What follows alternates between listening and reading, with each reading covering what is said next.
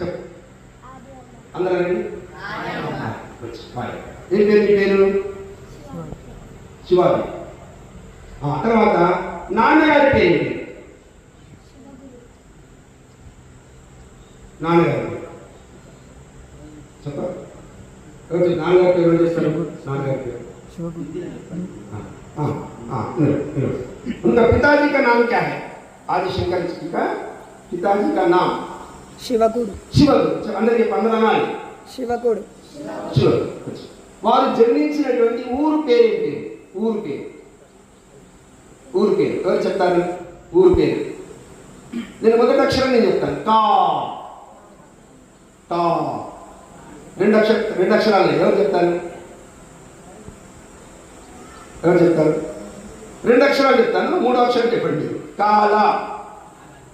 ఎవరు చెప్తారు? 3వ అక్షరం ఎవరు చెప్తారు? చెప్పు. కాదు చెప్పు. అందరూ అంటారు కాలడి. కాలనీ కాదు, కాలడి. ఆ కాలడిలో పక్కనే ఒక జీవనది ప్రవహిస్తుంది. జీవనది. ఆ జీవనది పేరు పేరు చెప్పు.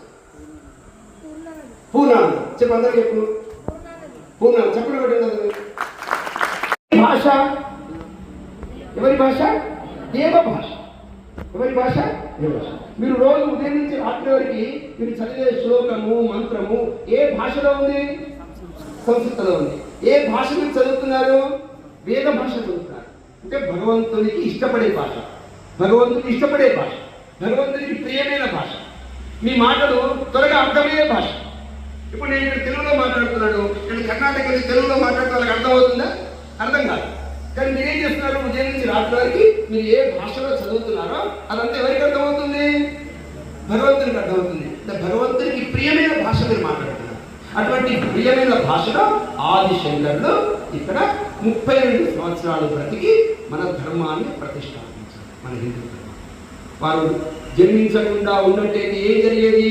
ఈ ఆశ్రమాలు ఉండేది కాదు, వేదం ఉండేది కాదు, హోమయజ్ఞాలు ఉండేది కాదు, ఏ దేవాలయాలు ఉండేది కాదు. మన హిందూ ధర్మమే ఉండకపోయేది. అందుకే మన వేద ధర్మాన్ని ఆ విధంగా ప్రతిష్టాపించి ప్రచారం చేసినటువంటి ఆదిశంకరుడు.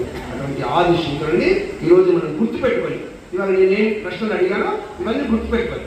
కథల రూపంలో మనం 10 మందికి చెప్పి ఆ రకంగా ఆదిశంకరాచార్యులు గురువుతో మన వైదిక ధర్మాన్ని ప్రచారం చేయాలని చెప్పేసి ఆశిస్తూ నమస్కరిస్తున్నాం.